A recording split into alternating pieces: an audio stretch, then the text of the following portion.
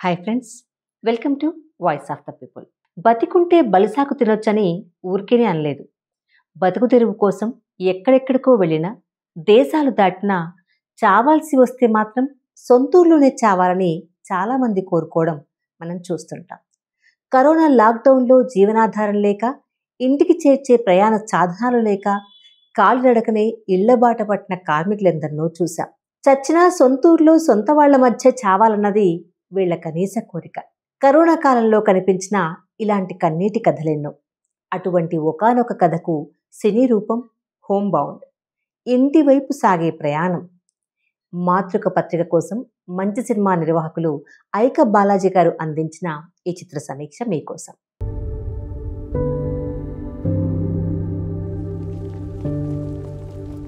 Corona first wave కాలంలో ఓ photo చాలా viral అయింది.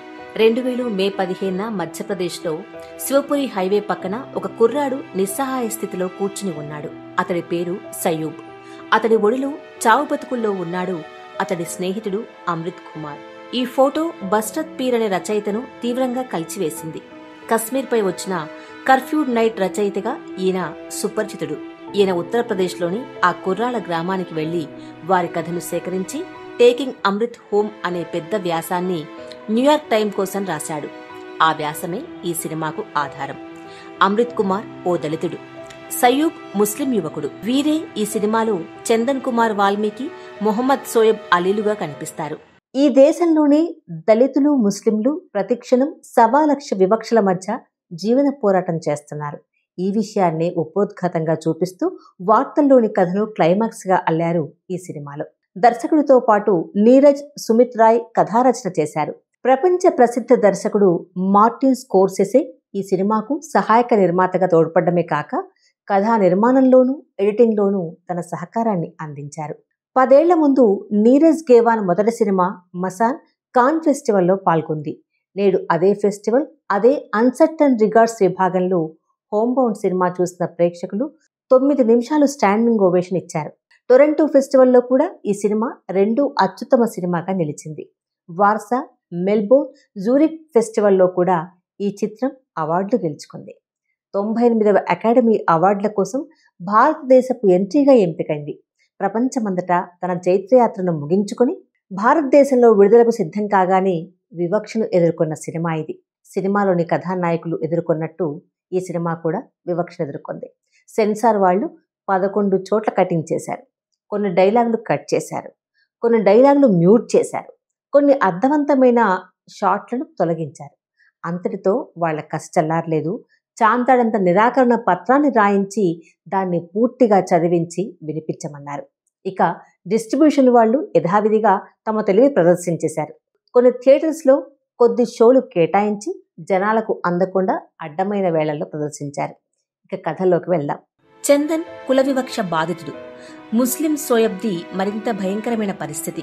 తను దేశభక్తుణ్ణేనని, నేరస్తుణ్ణి కాదని అనునిత్యం రుజువు చేసుకోవాలి. ఒకసారి పోలీసు ఉద్యోగం సంపాదిస్తేనా మీసం మెలితిప్పుతూ బతకొచ్చు. కులమతాలు ఏమిటని ఎవడూ అడగడు. ఇంతేకాకుండా వారికి తక్షణ ఆర్థిక అవసరాలున్నాయి. చూరు కారుతున్న ఇంటిని రిపేర్ చేయించడం చందన్ అవసరం. సోయబ్ తన తండ్రి కాళ్లకు ఆపరేషన్ చేయించాలి. అందుకే 12వ తరగతి పాస్ అయిన ఆ ఇద్దరు పై చదువుల సంగతి పక్కన పెట్టి పోలీసు ఉద్యోగం పోటీ పరీక్షల కోసం ప్రిపేర్ అవుతున్నారు. అమృతకాలపు భారతంలో నిరుద్యోగం ఏ స్థాయిలో ఉందో అందరికీ తెలిసిందే. విపరీతమైన పోటీ. 3,500 స్థానాల కోసం 25 లక్షల అభ్యర్థులు దరఖాస్తు పెట్టారు. అంటే ప్రతి 715 మందిలో ఏ ఒక్కరికో ఉద్యోగం దక్కుతుందన్నమాట. పరీక్షా కేంద్రానికి చేరాలంటే రైల్వే ప్లాట్ఫామ్ పై ఇసుక వేస్తే రాలనంత అభ్యర్థుల కిటకిట. ఇది ఉద్యోగ ప్రయత్నమా, యుద్ధమా? వెనుదిరిగి పోదామనుకుంటాడు చందన్. అతన్ని మోటివేట్ చేసి ముందుకు నడిపిస్తాడు సోయబ్. అక్కడ రైల్వే ప్లాట్ఫామ్ పై చందన్ కు సుధతో పరిచయం అవుతుంది. పేరేంటని అడుగుతుంది సుధ. చందన్ అని జవాబిస్తాడు. చందన్ సరే, పూర్తి పేరేంటి?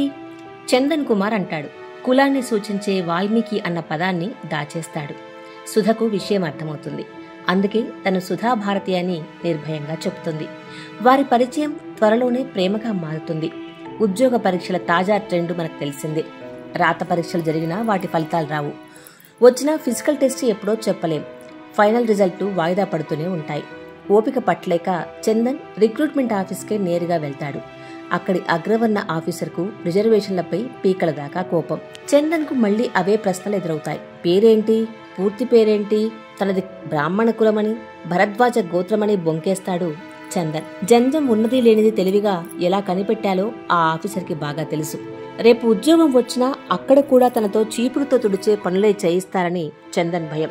అందుకే జనరల్ కేటగిరీలో అప్లై చేస్తుంటాడు చందన్. ఈ సినిమా దర్శకుడు కూడా అగ్రవర్ణమయ సినీ ప్రపంచంలో తన కులం గురించి ఎవరికీ చెప్పేవాడు కాదట. पूरा नाम क्या लिखते हो? चंदन कुमार ही है सर। गोत्र? मोहम्मद शोएब। जी सर। हमारा बॉटल अंदर करो। తన కొడుకు దుబాయ్ వెళ్లి మెకానిక్ ఉద్యోగంలో చేరాలని సోయబ్ తండ్రి ఆశ. అక్కడైతే కాయగూరలు కూడా హలాల్ చేసుకునే తింటారా అని ఎవరు అడగరు. కానీ సోయబ్ తన పూర్వీకులు తిరిగిన నేలను, వాళ్లు పీల్చిన గాలిని వదలనంటాడు. అందుకే వాటర్ ప్యూరిఫైయర్ కంపెనీలో ప్యూర్గా చేరతాడు. అక్కడ మిశ్రా అనే అగ్రవర్ణ దురహంకారి హెచ్ఆర్గా ఉంటాడు. అతడు ముస్లిం చేతి వాటర్ బాటిల్ కూడా ముట్టుకోడు. సోయబ్ ఇంటి వాళ్ళందరి ఆధార్ కార్డులు, పోలీస్ వెరిఫికేషన్లు కావాలని అడుగుతూ అతన్ని నిరంతరం వేధిస్తుంటాడు. ఈ వేధింపు భారత్ పాక్ క్రికెట్ మ్యాచ్ రోజున తారాస్థాయికి చేరుతుంది. ముస్లింలందరినీ పాకిస్తానీ సపోర్టర్లుగా ముద్రవేయడంతో తనది కాని ఆ ఆఫీస్లో ఇక మనుగడ వ్యర్థమనిపిస్తుంది సోయబ్కు.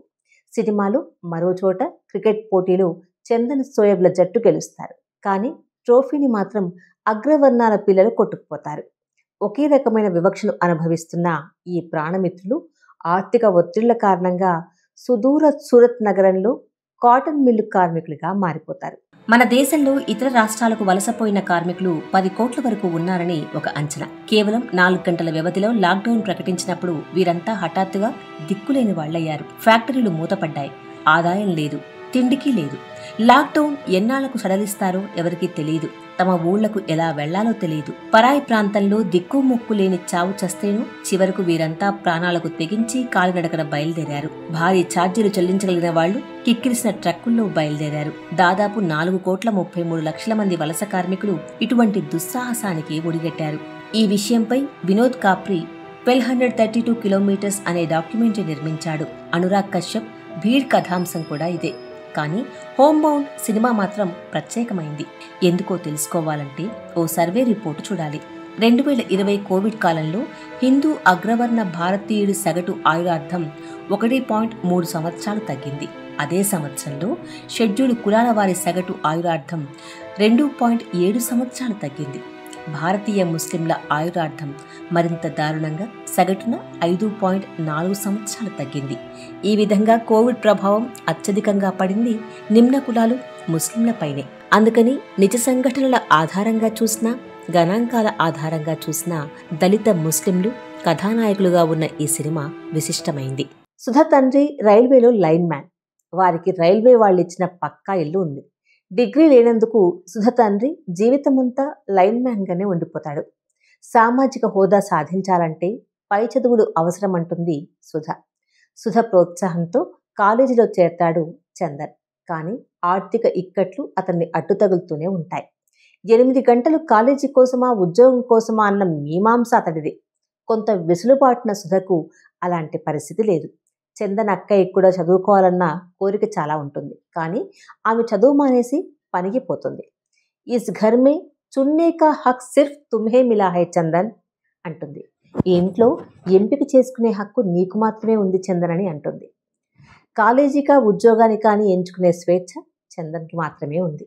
అణచివేతకు గురవుతున్న కులాల్లో కూడా ఆడపిల్ల మగపిల్లాడు ఉన్నప్పుడు త్యాగం చేయాల్సి వస్తే ఆడపిల్ల విషయంలోనే చేస్తారు. ఈ లింగ వివక్షను కూడా గుర్తిస్తుంది ఈ సినిమా. చందన్ తల్లికి స్కూల్ పిల్లల కోసం వంట చేసే ఉద్యోగం దొరుకుతుంది. ఆమె ఎంత రుచికరంగా వంట చేసినా దళిత మహిళ చేతి వంటను మా పిల్లలు తినరంటూ పైకులాల పెద్దలు గొడవ చేస్తారు. మీ పిల్లలు దొడ్డికెళ్తే ముడ్డు కడగడానికి మాత్రం మేం పనికొస్తాం కదా అని ప్రశ్నిస్తుంది చందన్ అక్కయ్య. కోవిడ్ వంటి సంక్షోభ కాలంలో సాటి మనుషులు ఎంత నిర్దయులుగా తయారవుతారో తెలియజేసి కొన్ని దృశ్యాలున్నాయి ఈ సినిమాలో. ఒక్కసారి దగ్గితే కోవిడే అన్న అనుమానంతో తోటి ప్రయాణికుల్ని వాహనం నుండి దింపేయడం, నీళ్ల కోసం ప్రాధాయపడుతున్న వాళ్ళని రాళ్లు రువ్వి వెళ్లగొట్టడం వంటి దృశ్యాలు చూస్తే మనిషితనం మీద నమ్మకం పోతుంది. నిజ సంఘటనలోని అమృత్కు వడదెబ్బ మాత్రమే తగిలిందని, అమృత్ సయ్యూబ్ ఇద్దరికీ కోవిడ్ నెగటివ్ రిపోర్టు వచ్చిందని తెలిసినప్పుడు మనసు చివుక్కుమంటుంది.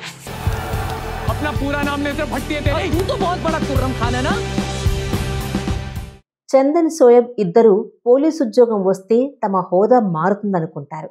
నిజానికి పోలీస్ వ్యవస్థ రాజ్యహింసలో భాగమే. పోలీస్ యంత్రాంగం కులమత వైషమ్యాలను పెంచి పోషించే వ్యవస్థను కాపాడే సాధనమే. అయినా అదే తమకు వ్యక్తిగత విముక్తి ప్రసాదిస్తుందని ఈ కథలోని అమాయక యువకుల భ్రమ. ఓ రాత్రి లాక్డౌన్ సాగుతుండగా ఇళ్లకు బయలుదేరిన ఈ మిత్రులను పోలీసులు లాఠీలతో కొడతారు. పోలీసులు కావాలనుకున్న ఆ యువకులు అదే పోలీసుల చేతిలో దెబ్బలు తింటారు. తామే గనక పోలీసులుగా ఉంటే తాము కూడా ఇతరులపై లాఠీలు జులిపించేవాళ్లే. ఇంతకు మించిన ఐరనీ ఏముంటుంది? ఇటీవల హర్యానా ఏఎస్ఐ సందీప్ కుమార్ లహర్ ఆత్మహత్య చేసుకున్న వార్తను చూశాం. పోలీస్ వ్యవస్థలోని కుల దురహంకారం పోలీసు అధికారినే బలికొంది. అందుకే బాగా చదువుకుని వ్యవస్థను మార్చాలి అన్న సుధ మాటల్లో వాస్తవం ఉందనిపిస్తుంది. ఉత్తరప్రదేశ్ గ్రామసీమల నుడికారంతో క్లుప్తంగా స్పష్టంగా ఉండే ఈ సినిమాకు వరుణ్ గ్రోవర్ డైలాగులే ఆయువు పట్టు. ఉత్తరప్రదేశ్ గ్రామసీమల నుడికారంతో క్లుప్తంగా స్పష్టంగా ఉండే అతని డైలాగులు దృశ్యాల్ని మరింత అర్థవంతం చేస్తాయి. ఒకప్పుడు హిందీ సినిమాలో ముస్లింలు ఎంతో ముఖ్యమైన పాత్రల్లో కనిపించేవాళ్ళు. కానీ ఇప్పటి సినిమాల్లో ముస్లిం అంటే టెర్రరిస్టే. అటువంటి దశలో హిందూ ముస్లింల మతాతీత స్నేహాన్ని చూపింది హోమ్ బౌండ్. ఈ సినిమాలో ఎక్కడా ప్రకాశవంతమైన రంగులు వాడలేదు. కథానాయకుల జీవితాలు వివర్ణమైనవి కనుక పలుచని వర్ణాల్లోనే సినిమా మొత్తం సాగుతుంది. కొన్ని సన్నివేశాలను అల్లిన విధానం బాగుంటుంది. చందన్గా విశాల్ జత్వా, సోయబ్గా ఈశాన్ ఖట్టర్ ఈ చిత్రాన్ని తమ భుజాలపై మోశారు. సరిగ్గా ఇంటర్వెల్కి ముందు దృశ్యంలోనూ, అలాగే రోడ్డు పక్కన తన స్నేహితుడిని ఒడిలో పెట్టుకుని విలపిస్తున్న దృశ్యంలోనూ ఈశాన్ ఖట్టర్ అద్భుతంగా నటించాడు. ప్రధానంగా సెకండ్ హాఫ్లో జత్వా నటనకు తిరుగులేదు. అపస్మారక స్థితిలో తన తల్లి పగిలిన పాదాల నుంచి ఆయింట్మెంట్ గురించి, చెప్పుల గురించి అతడు పలవరిస్తున్న దృశ్యాలు ప్రేక్షకుల్ని కలవరపెడతాయి. చందన్ తల్లి ఫూల్ పాత్రలో శాలిని వత్సకు మొదటి బహుమతి ఇవ్వాలి. కొత్త చెప్పుల జతను చేత పట్టుకుని దుఃఖాన్ని ఆపుకోవడానికి ఆమె చేసే ప్రయత్నం ప్రతి ఒక్కరికి కంటతడి పెట్టిస్తుంది. తన కుమారుడి కోసం పెద్ద ఊరగాయ సీసాను పంపిస్తూ మిల్బాట్కే ఖానా, పంచుకుని తినండి అంటుంది చందన్ తల్లి సోయబ్తో. ఆ సమయంలో ఖట్టర్ శాలిని కళ్లతోనే ఎన్నో భావాలు పలికిస్తారు. కొడుకు కోసం ఓ తల్లి ఆవేదనకు అంతం లేదు. సూరత్లో తన కుమారుడికి ఏ కష్టం వచ్చినా చూసేవాడు సోయబ్ మాత్రమే. సోయబ్ కూడా ఆమె నమ్మకాన్ని బొమ్ము చేయలేదని సినిమా చూసిన వాళ్ళకి తెలుస్తుంది. పంచుకుని తినండి అన్న మాటకు ఎంతో లోతైన అర్థం ఉంది. కరోనా సంక్షోభ కాలంలో ఆ ఊరగాయను చందన్ స్నేహితులందరూ పంచుకుంటారు. పంచుకోవలసింది తిండి పదార్థమే కాదు, నమ్మకంతో కూడిన స్నేహం కూడా.